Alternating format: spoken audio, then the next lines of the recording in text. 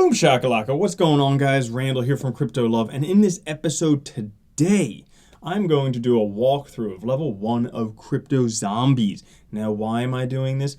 Because as a developer, Solidity developer, or smart contract developer, or blockchain developer, you can literally write your own paycheck. This is like the best opportunity for anyone to make a buttload of money.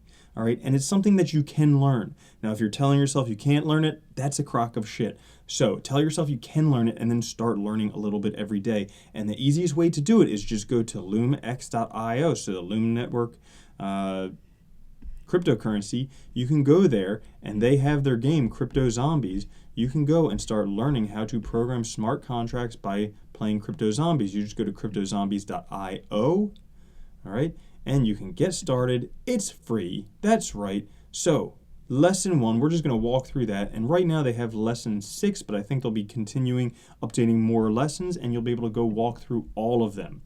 So this is going to teach you how to build a game on Ethereum. Listen, you learn to do this stuff. This is like learning to create the internet back in the days of the internet. This is a skill that's going to pay off so hugely. That's why I wanted to bring it to you guys, because I think that anyone who hates their job, doesn't like their job, doesn't think they're making enough money, anything like that, they could potentially make a shitload more, and they could learn how to do it in less than a year. You just spend a little bit every day, and before long, you're a freaking expert.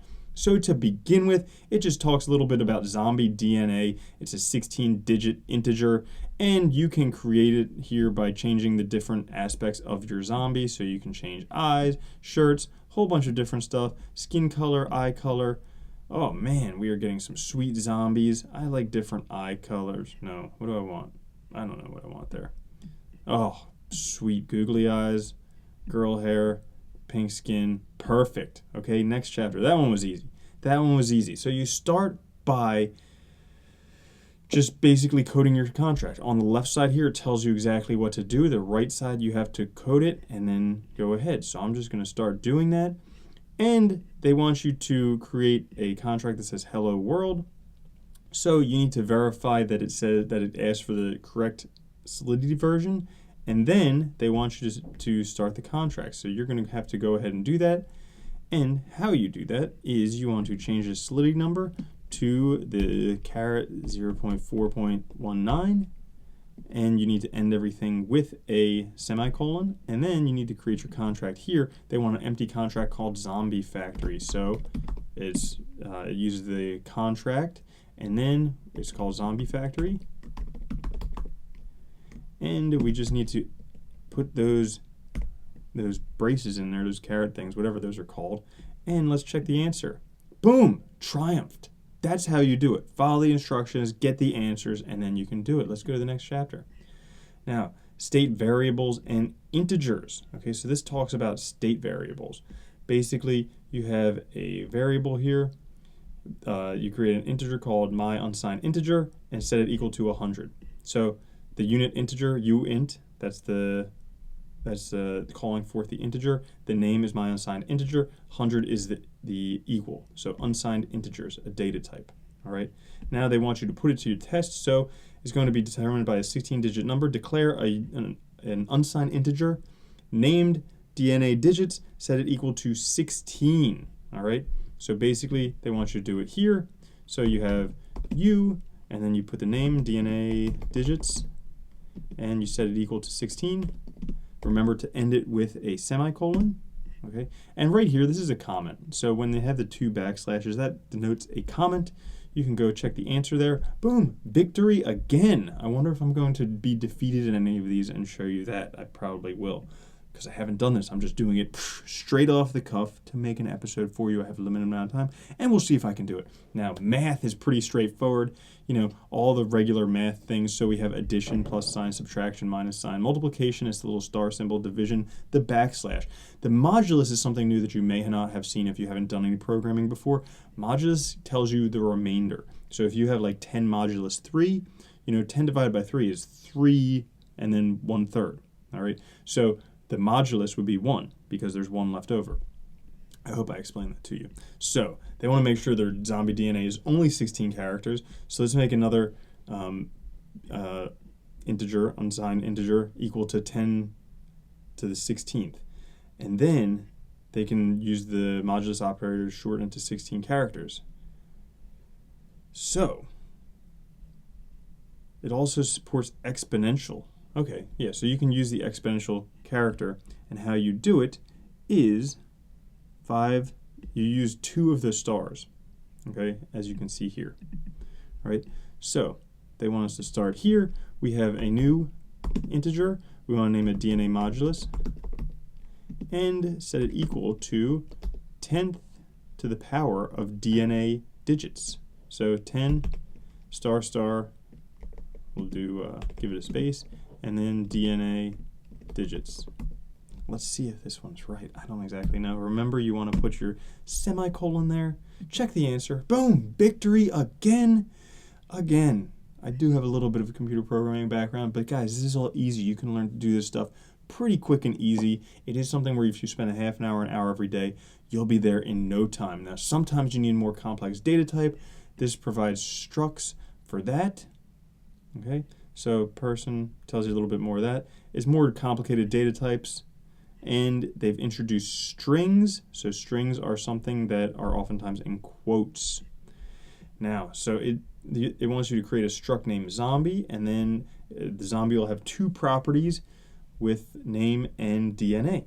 So they want you to start right here. So we're going to create a struct, call that zombie, and then we want to open the curly brackets. Oh, sweet. It already tabs it for us, which is great. It has 2 properties, name and DNA. Does it have 2 string properties? Oh, okay, they're both. So name is a string. So we have string name and then uint DNA. Boom. Let's see if this does it. Let's hope. So fun. Victory again. Victory again. Guys, I hope you're counting because this is going very well. Now it talks about arrays, which is a bunch of numbers in a row. So sometimes you want a collection of something, you use an array for that. So they have fixed arrays and dynamic arrays. So a fixed array has a fixed length. Okay, a dynamic array can keep on growing. So when we know there's going to be a certain number of things, we put that. When there's going to be more and more, we put a dynamic array. Well, you can also create an array of structs. So that's pretty cool. Now, it wants you to declare a public array and person public. Yes, let's see. So put it to the test. This one, person, people, using, all right. This one, there's a possibility I may get wrong. But, let's see, we have this fixed array, string array, dynamic array. Okay, gotcha. Persons. Okay.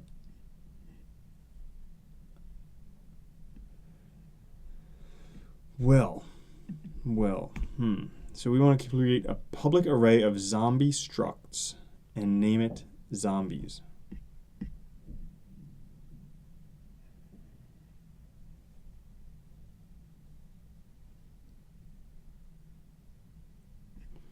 This one I honestly don't know. But, zombie.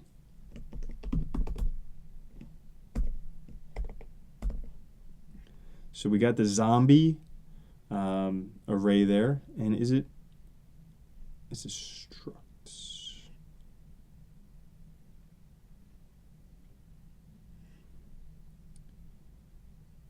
And name it zombies. Cool. I think that may be it. Let's see. Nope. Let's see, what did I not do wrong?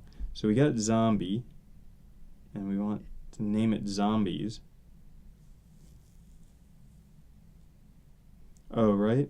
Do I need to name it public? Oh, create a public array. That's it.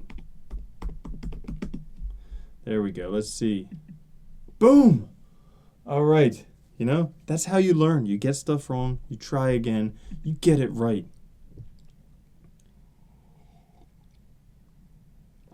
So a function declaration looks like the following. Function, eat hamburgers, string name, unit amount.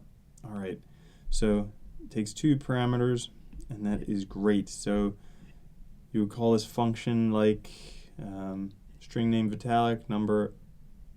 So create a function named createZombie. 2 parameters. Oh, right, we need to write function first. That lets it know that we're creating a function. Function createZombie, 2 parameters. String name and uint DNA.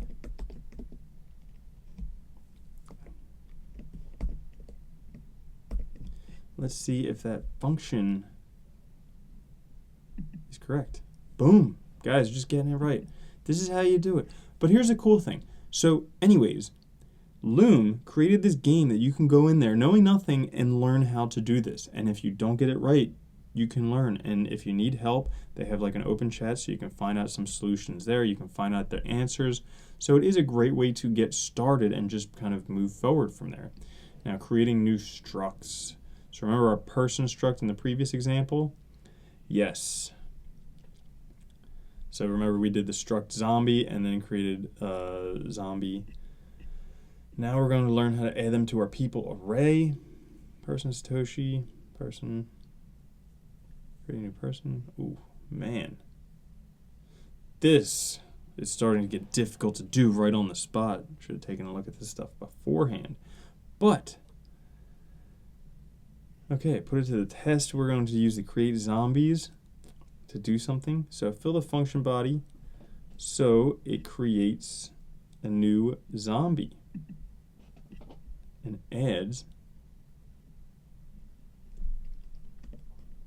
it to the zombies array.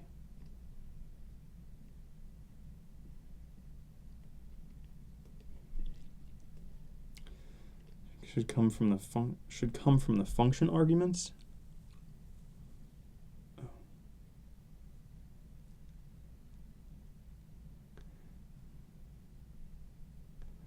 Well,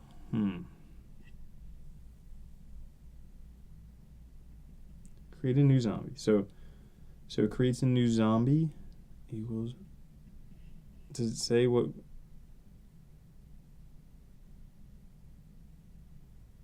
To the zombies array.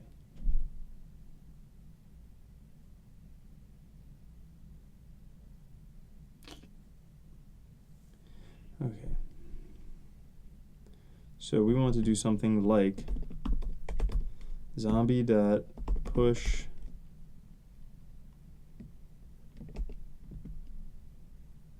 it's zombies.push. Zombies.push zombie. And then we have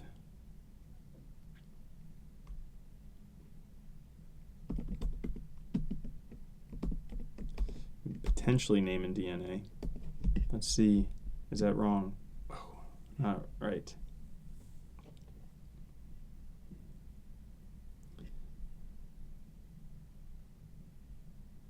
Should come from the function arguments.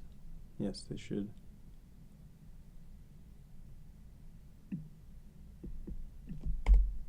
Let's see if this is it.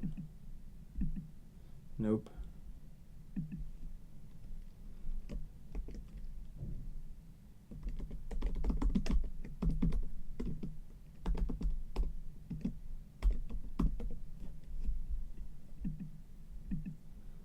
Nope.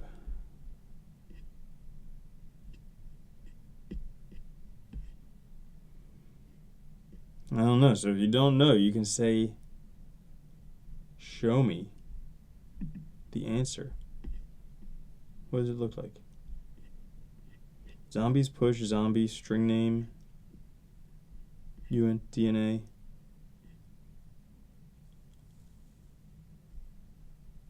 Zombies push zombie. Oh, really?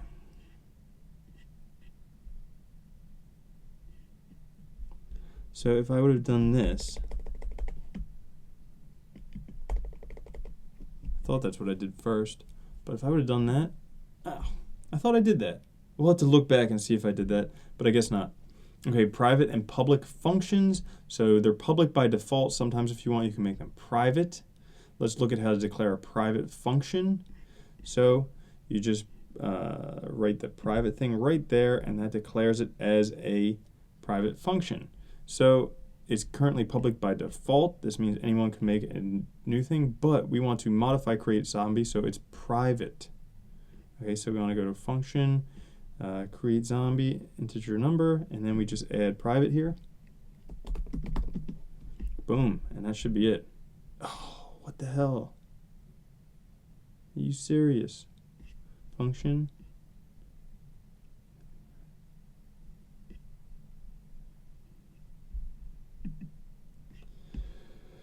Don't forget the naming convention.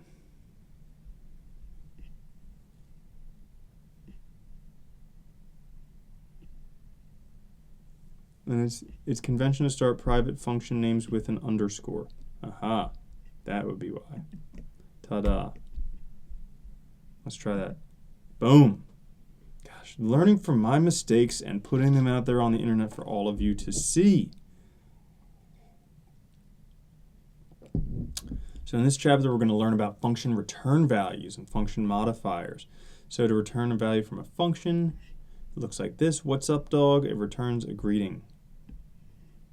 Let's see what it wants us to do. Create a private function. Oh man, this is going to be a big one.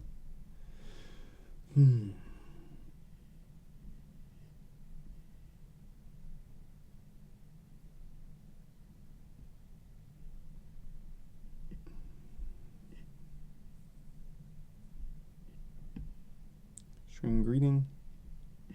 What's up, dog?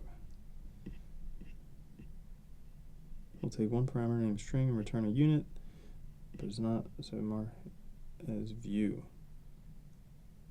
Okay, the function body should be empty. So we want to create a private function that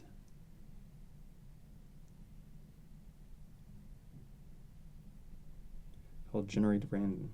All right, so we have function underscore generate random DNA.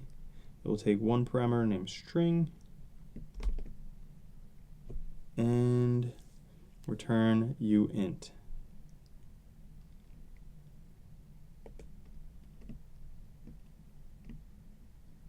Let's see, this is a string.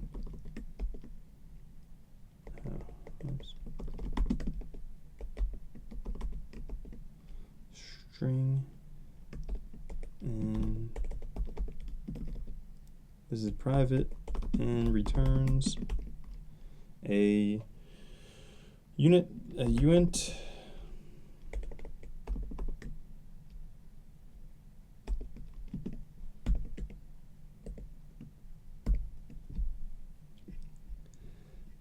But not modify them, so mark it as view, private view.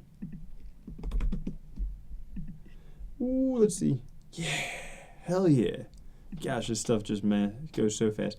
And it's kind of cool. Like, the more you program, the more you can figure the stuff out. So I've never looked at CryptoZombies before. I've never looked at Solidity before. But because I do have experience programming before, it's like learning a little language. You learn a little bit of a language, you can learn more languages more easy. That's why everyone in Europe can speak like 25 languages. Same thing with programming. You learn a little bit, you can learn a little bit more, and then you keep on learning with that. But you got to get started somewhere, and this is one of the easiest ways to get started. And one of the most profitable ways to get started. No, you don't need to go to school to get a degree in computer programming, because that is a waste of your money. Just teach yourself, and then you can go from there.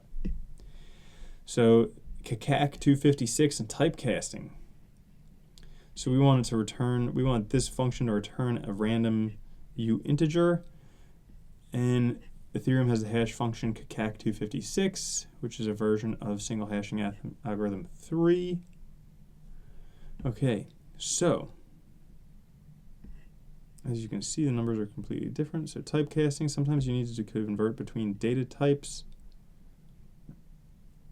Uint b. A times b equals 6 equals a uint. Okay, so we need to fill in the body here. The first line of code should take the cache hash of string to generate a pseudo-random hexadecimal So, and finally store the result as a U integer called rand. Holy shit. Holy shit.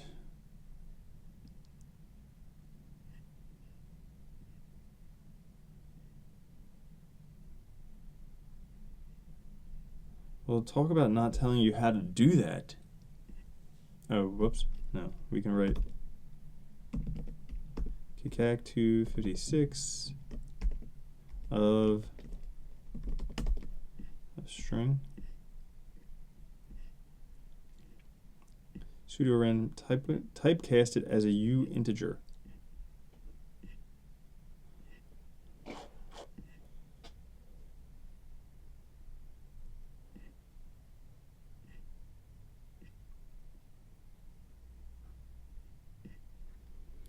So we want to typecast that as a U integer and finally store the result as a U integer called rand.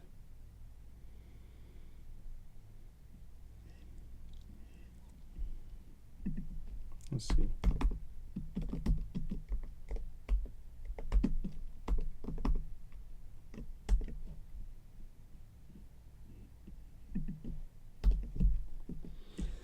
Damn, let's see if that'll work. And then we want our thing to be only remember. So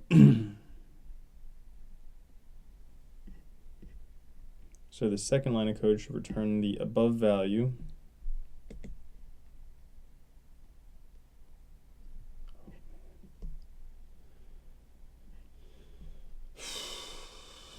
Modulus, DNA modulus.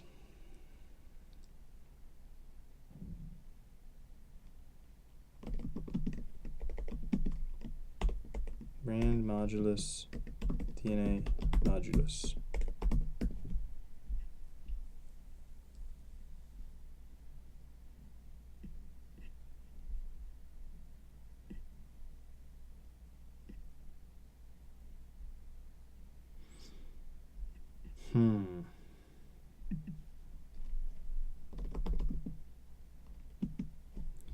Let's see if that'll do it. This is just, if this wins, holy shit, that was lucky as hell. Okay, yeah, that was definitely lucky as hell. Being close to done with our random zombie generator is create a public function that ties everything together.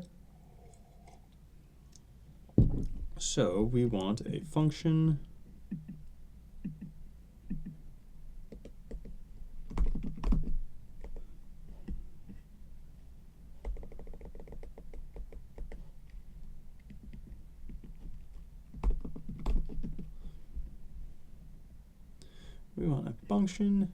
named create random zombie. It'll take a parameter named string name.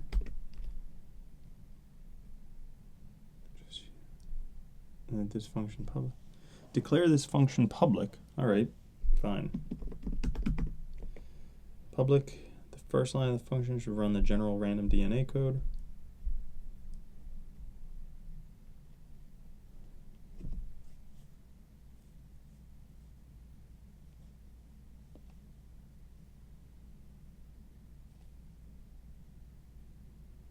Four lines of code.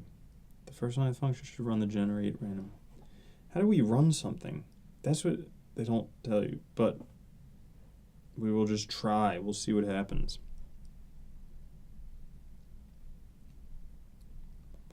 Public.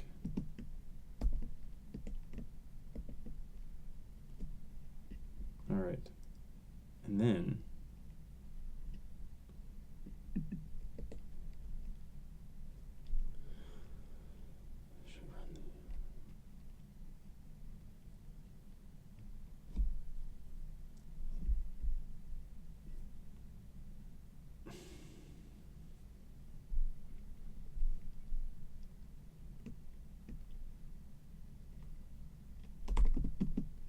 nope.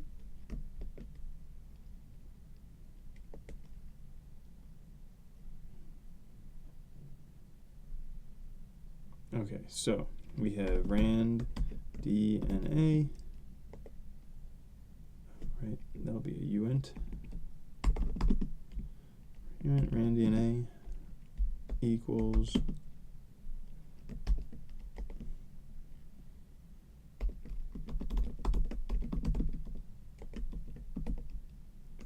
and DNA of name.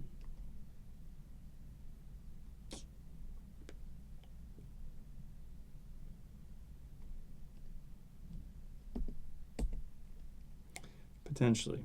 We'll see how that works.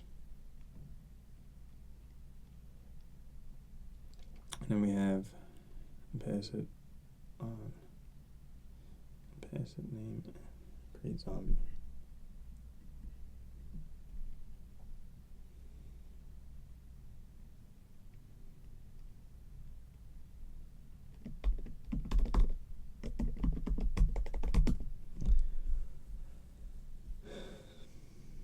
No, I don't think that's it. What does the answer look like?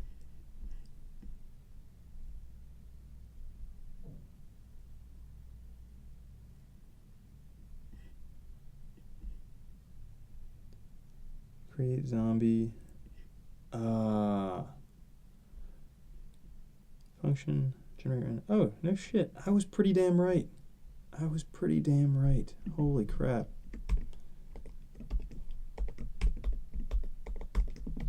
So you can see the only thing here was I did not include these two strings there. We can try that. And then see what happens. Boom. Now actually two more.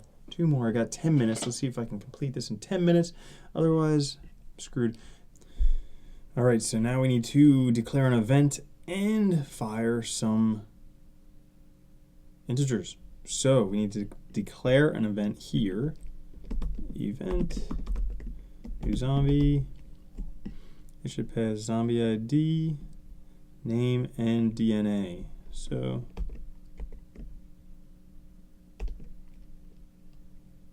zombie ID is a event.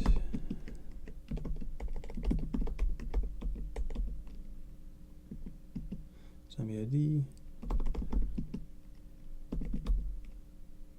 name, and event DNA. All right. Then we need to fire it down here.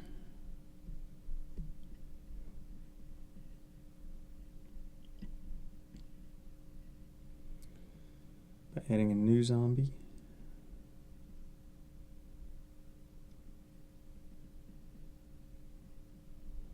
ID.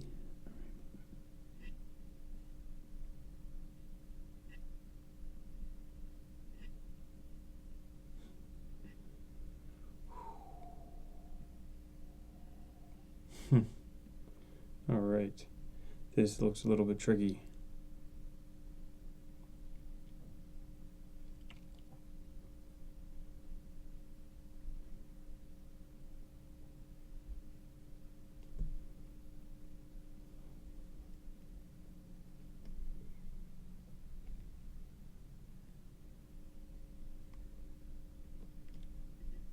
Any event called ID. Event ID.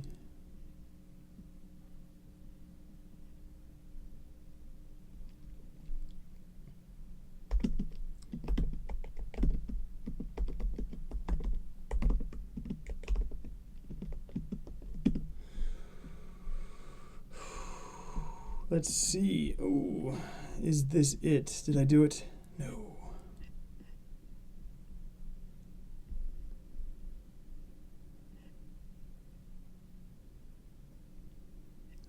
Push.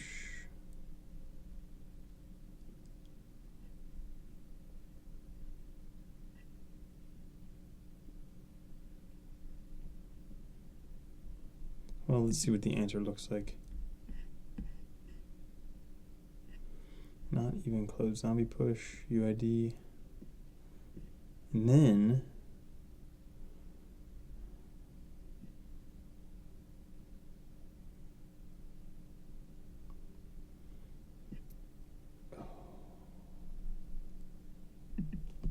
close.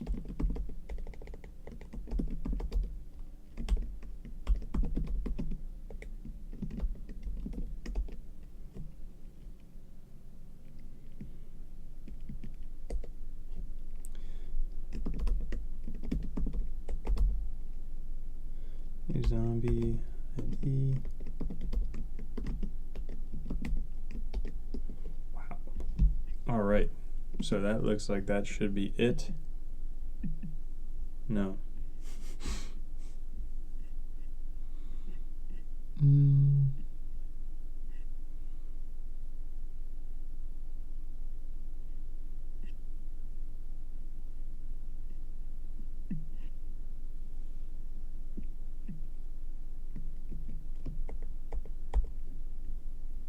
Let's see if that's it. Ah, yes, that's it.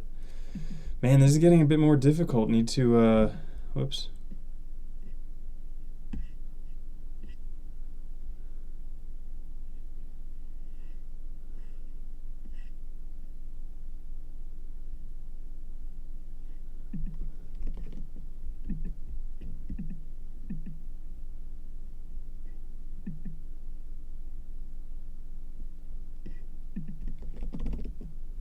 Oh, look at that.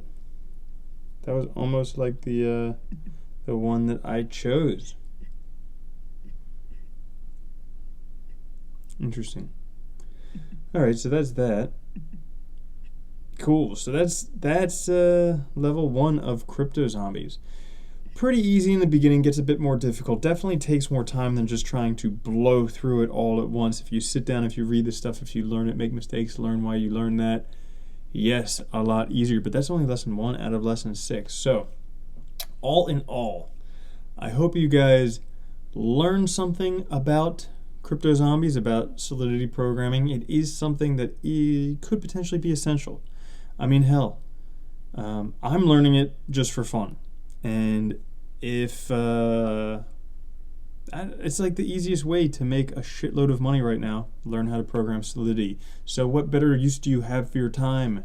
Not playing video games, not watching Netflix. Learn to program Solidity. That way you can make $200,000 a month before long, within the year. Within the year. It's really not that hard. You could be making that. You could be making over $2 million a year within the year. So check that out. Give it a whirl. Let me know what you think. I'll catch you guys later. All right? Peace.